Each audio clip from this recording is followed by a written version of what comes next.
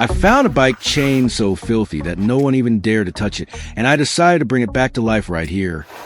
Instead of rushing to replace it with a new chain, you can completely clean and restore at home using just a few simple tools. Layer by layer, the stubborn grime and dried mud clinging tightly to each link will gradually come off, revealing the smooth, bright metal underneath. It's cost-effective, satisfying, and captures the true spirit of DIY, bringing something back to life with your own hands. Let's dive in and clean up that old chain so it can run smoothly again, just like when it was brand new.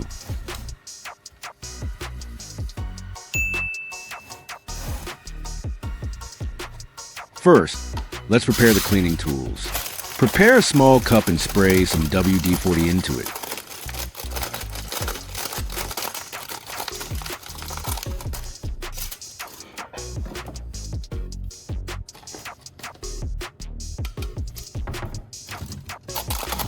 This will act as the main cleaning solution to help dissolve the grease and loosen the dirt on the chain. Cover the cup with a piece of aluminum foil. This helps prevent the WD-40 from splashing out while you're spraying it in.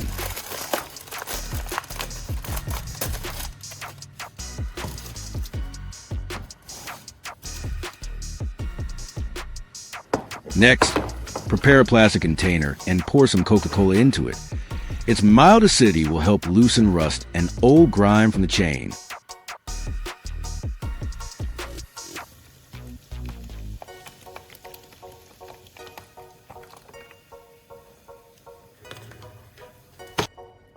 Then add a small amount of salt.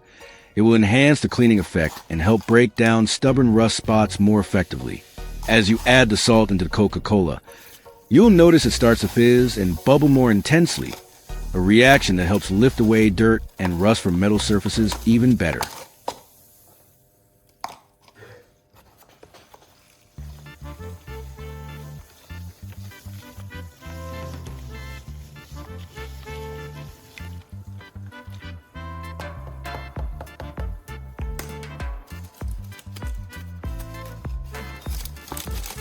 Next, pour the WD-40 mixture into the container.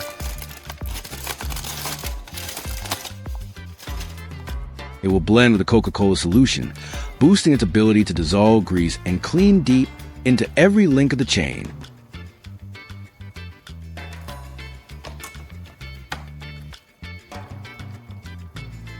I'm going to use this mixture as an electrolytic cleaning solution. Next, take a piece of single-core copper, wire to use as the sacrificial metal.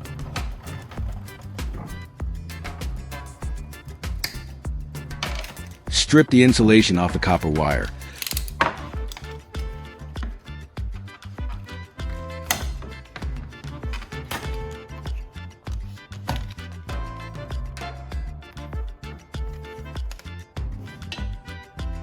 Then bend it into a shorter shape, so it's easier to place inside the container during the cleaning process.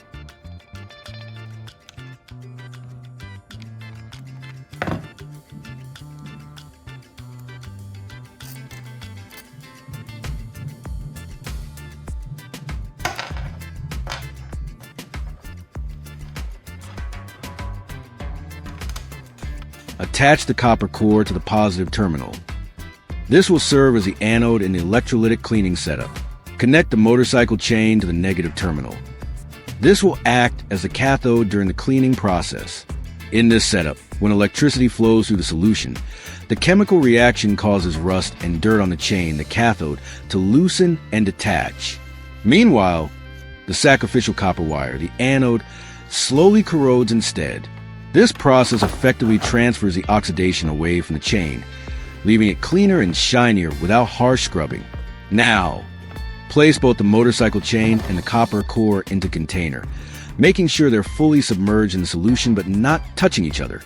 This ensures the electrolytic reaction happens evenly across the chain surface. As the electricity flows through the solution, tiny bubbles start forming on the chain and the copper wire. Rust and grime gradually lift off the chain, while the copper wire slowly corrodes. The solution may also change color, turning darker as it absorbs the loosened dirt and oxidation, a clear sign that the electrolytic cleaning is working.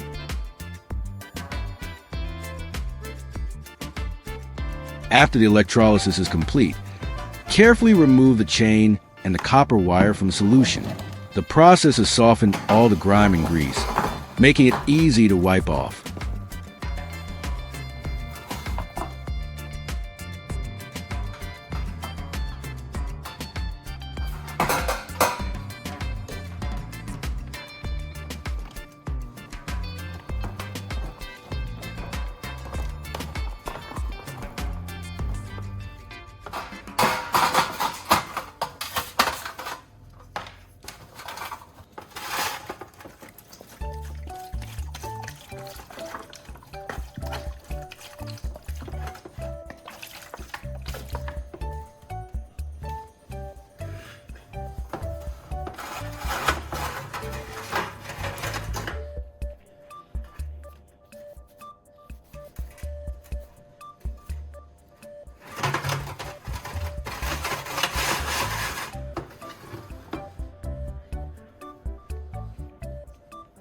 Take a cloth or rag and thoroughly wipe the chain to remove the remaining residue.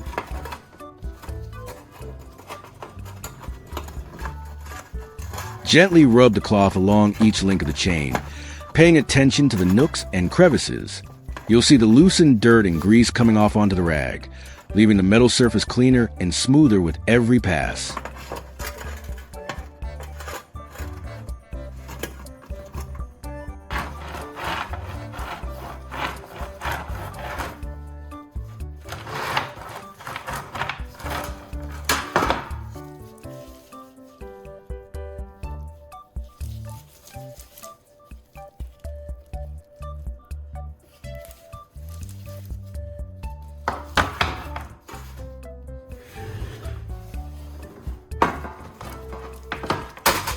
Now, let's move on to step 2, using baking soda and lemon to clean the surface.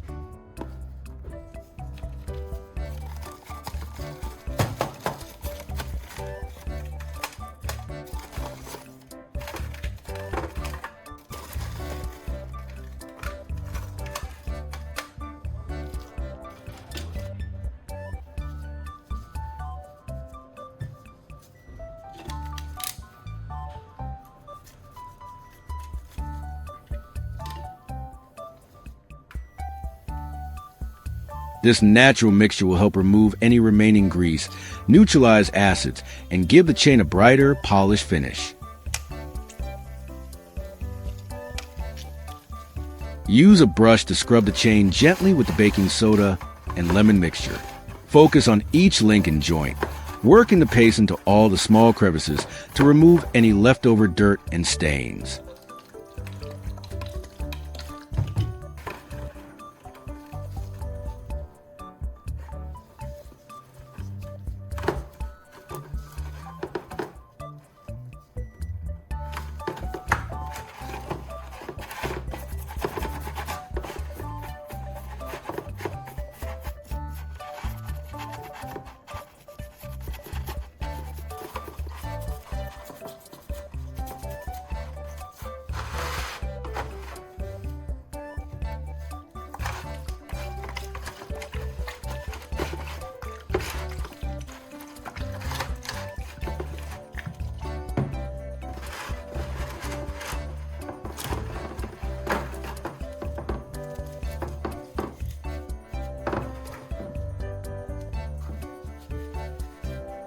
After scrubbing one side, you can immediately see the difference.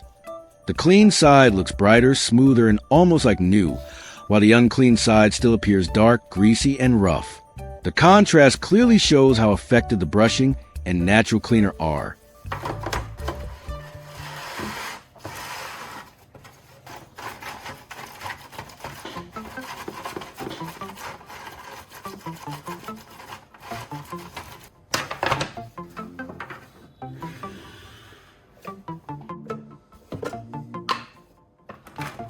Place it into a clean container to keep it organized.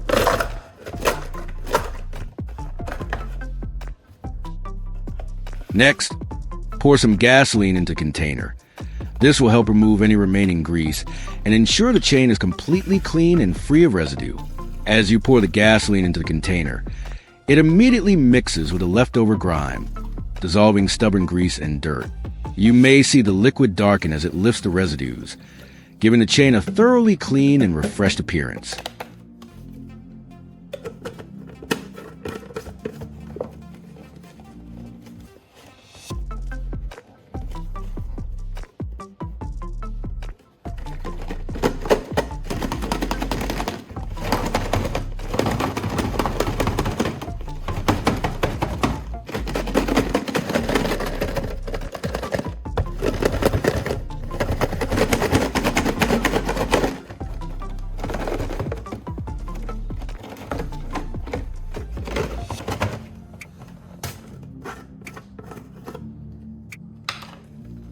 After the gasoline bath, carefully remove the chain from the container and wipe it down thoroughly with a clean cloth, making sure all remaining dirt and liquid are removed.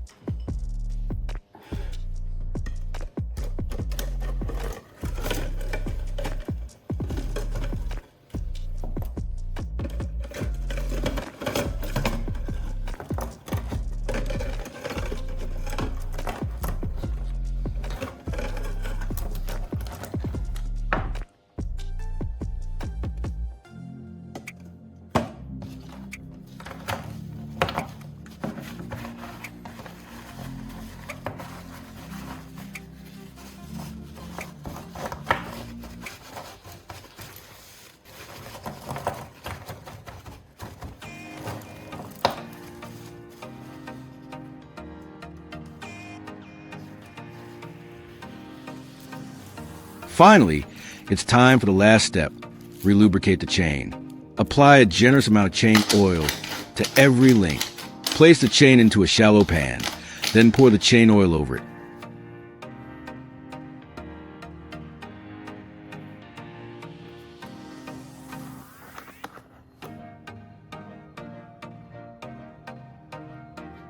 Making sure every link is fully coated for optimal lubrication and protection. Then, gently heat the pan on low to medium heat until the oil starts to warm up and slightly simmer.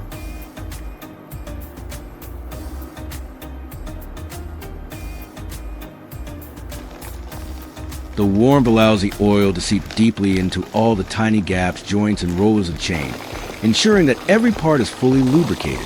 This not only provides long-lasting protection against rust and wear, but also restores smooth movement, making the chain function almost like new.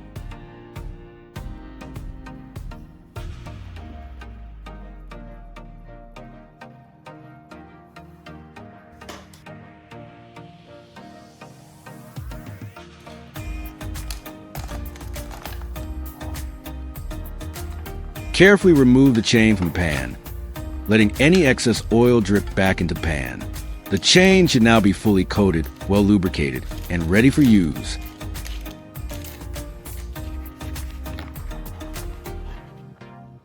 The chain surface now looks clean and polished, with a smooth, shiny finish. All the old grease, rust, and dirt are gone, and each link moves freely, reflecting the care and thorough cleaning it just received. Despite the thorough cleaning, you can still see some long-standing scratches and marks on the surface. After cleaning and lubricating, the chain moves smoothly at every joint. Each link flexes freely without resistance or sticking, ensuring seamless rotation and efficient performance. And that's it. Your motorcycle chain is now thoroughly cleaned, fully lubricated, and ready for the road. With all the grime, rust, and old grease removed, it not only looks almost new, but also moves smoothly and reliably. Regular maintenance like this will extend the life of your chain and keep your ride running safely and efficiently. Don't forget to give this method a try and keep your chain in top condition. If you found this guide helpful, like the video, share it with fellow riders, and subscribe for more DIY maintenance tips. Your bike will thank you.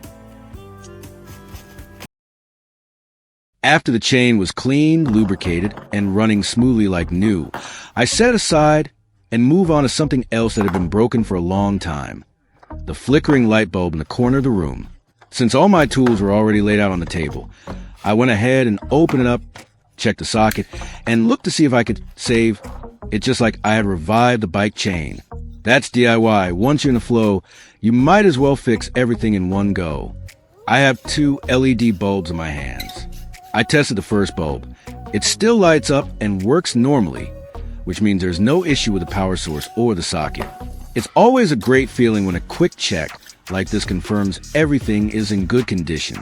This helps narrow down the problem to the second bulb, the one that doesn't light up. When I plugged in the second bulb, it didn't light up. That means there's likely an issue inside, maybe with the LED chips, the driver circuit, or a loose connection. So now, I'll take it apart to find out exactly what's wrong and see if we can bring it back to life.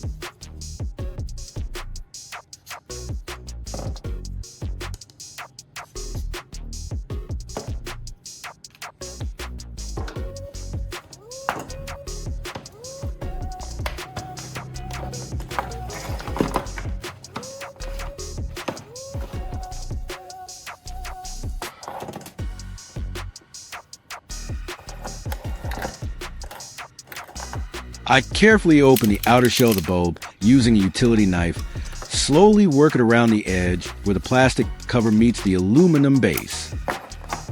Be gentle at this step, because the plastic cover can crack easily if too much force is applied. Once the cover came off, I could clearly see the LED board and the driver circuit inside.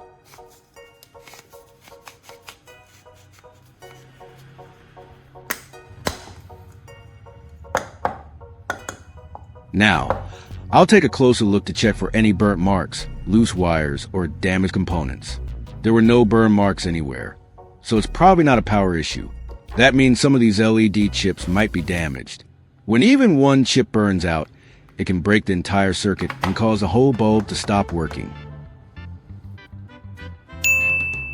So now, I'll test each chip one by one to find out which one is faulty.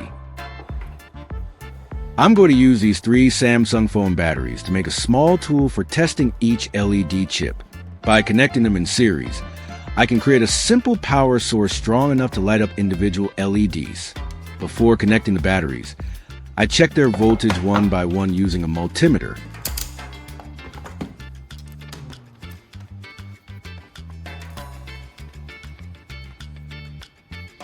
Each Samsung phone battery should ideally read around 3.7 to 4.2 volts if it's still in good condition.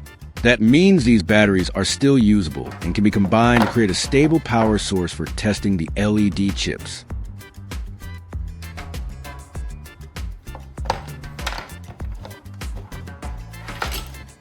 Next, I fix the 3 batteries together using hot glue. I align them side by side, making sure the terminals are all facing the same direction, then apply a thin layer of hot glue between each one to hold them firmly in place. Once the glue cools and hardens, the battery pack becomes solid and easy to handle. Perfect for our DIY LED tester setup.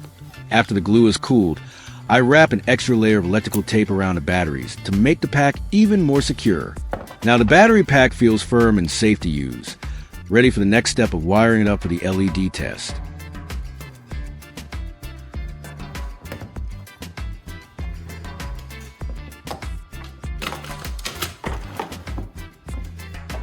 Next, I pay close attention to the battery terminals. The positive and negative ends must be connected correctly. I arrange them so that the positive terminal of one battery connects to the negative terminal of the next, creating a series connection. Then, using a soldering iron and a bit of solder, I carefully join the terminals together. It's important to work quickly and gently to avoid overheating the batteries.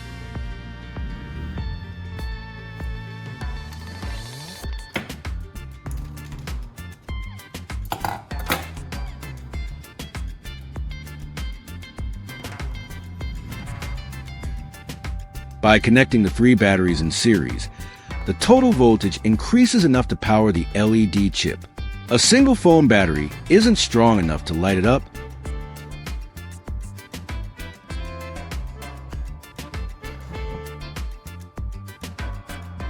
Once all the joints are done, I let them cool for a few seconds. Now the battery pack is neatly soldered, strong, and ready to deliver stable power for testing the LED chips.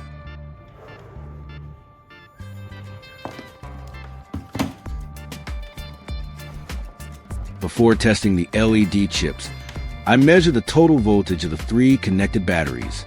Since these batteries are quite old, the reading shows only about 8 volts instead of the usual 11 to 12 volts. Even though the voltage is a bit low, it's still enough to light up individual LED chips for testing. This step helps me know exactly how much power I have before using the pack, avoiding any risk of underpowering or overloading the LEDs. To take the measurement properly, I first need to finish assembling the testing tool.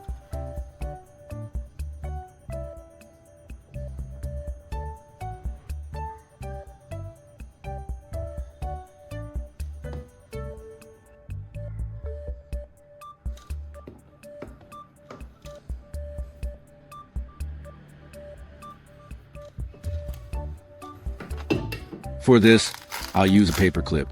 It's simple but really handy.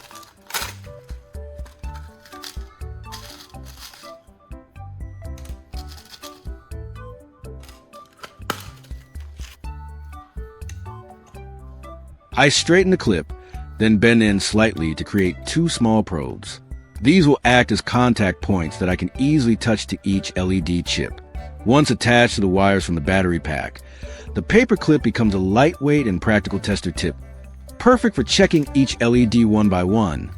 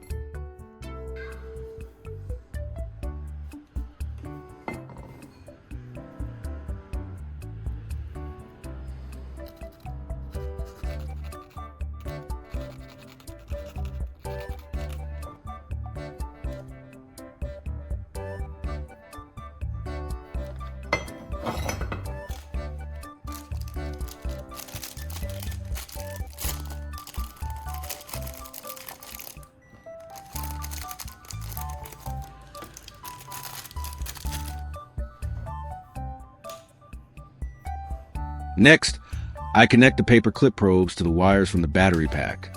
I strip a bit of insulation off the wire ends, then wrap them tightly around the paper clips to ensure good contact. To make the connection stronger and more stable, I add a small amount of solder on each joint.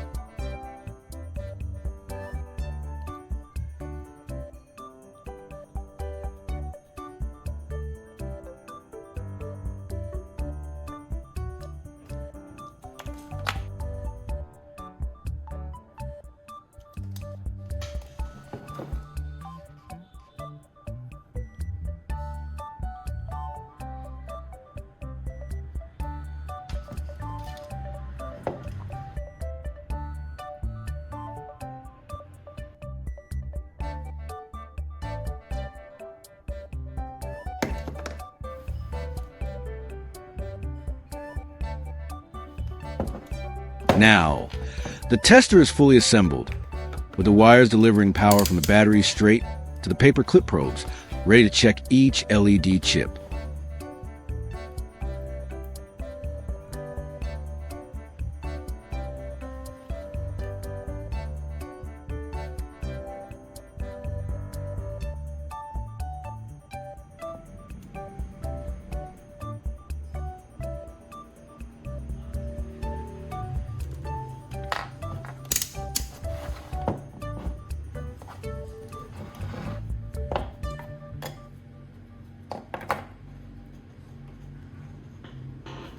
Now, let's start checking the LED chips to find the faulty one.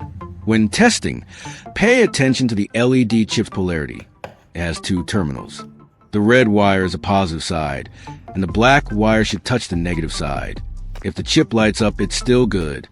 If it doesn't, that's the one that's burned out. Let's see which one is causing the problem.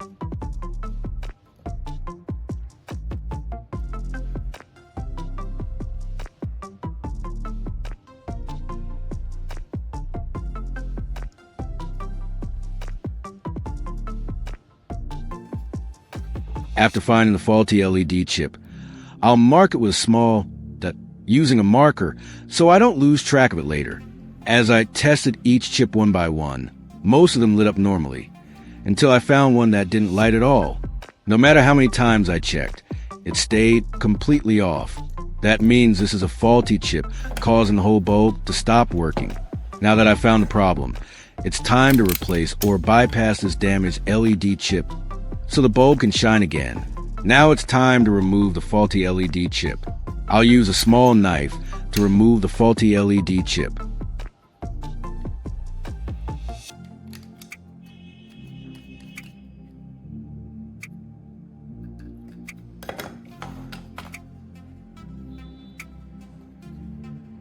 I have another burnout bulb, and I'm going to reuse the LED chips from it for replacement. Even though that bulb no longer works, some of its LED chips are still in good condition, perfect for spare parts.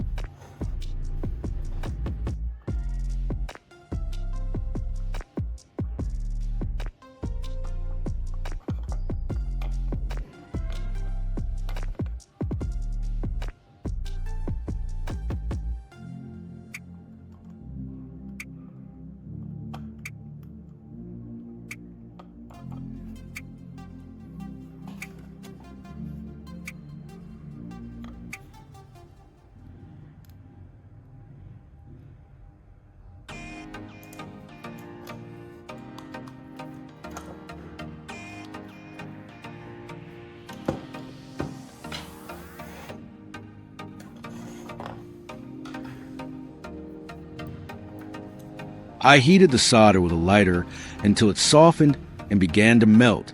I moved the flame gently and quickly, just enough to warm the solder pad, so I could lift the LED chip away with tweezers. Pay attention to the solder on each side of the LED chip. One side usually has a little more solder than the other. The side with less solder is the positive terminal. That's a useful detail to remember when installing the new chip, since most LED boards don't have clear polarity markings. So when placing the replacement LED, I'll align the side with less solder to the positive pad and the side with more solder to the negative pad. Getting the polarity right is important. If it's reversed, the LED won't light up. Now I'll replace the LED chip using a lighter to heat the solder.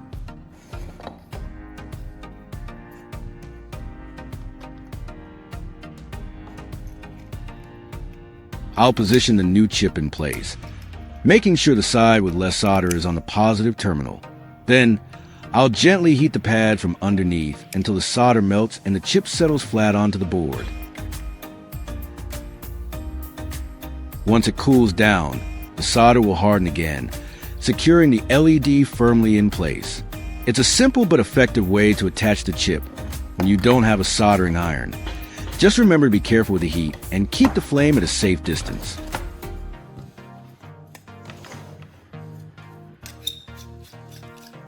After replacing the LED chip, I'll reattach the bulb to its base to test it.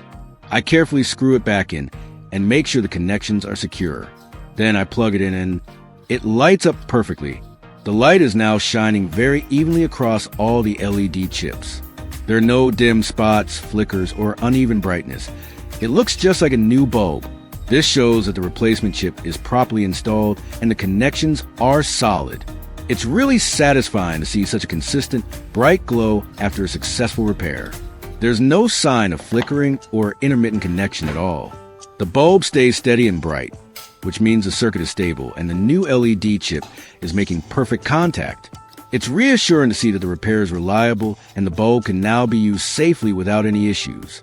It's amazing how such a simple setup, just a paper clip and a Samsung battery, can become a powerful little testing tool.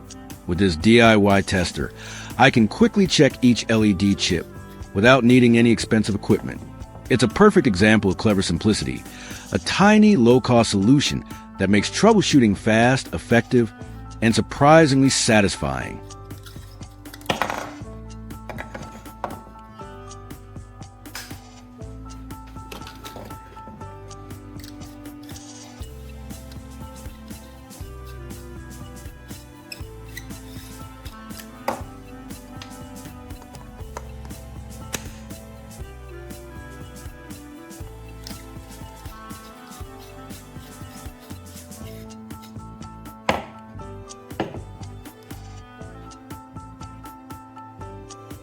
And that's it. With just a few simple tools, some careful soldering, and a little DIY creativity, we brought a dead LED bulb back to life. Not only does this save money, but it also helps reduce electronic waste. It's amazing how a small repair can make a big difference.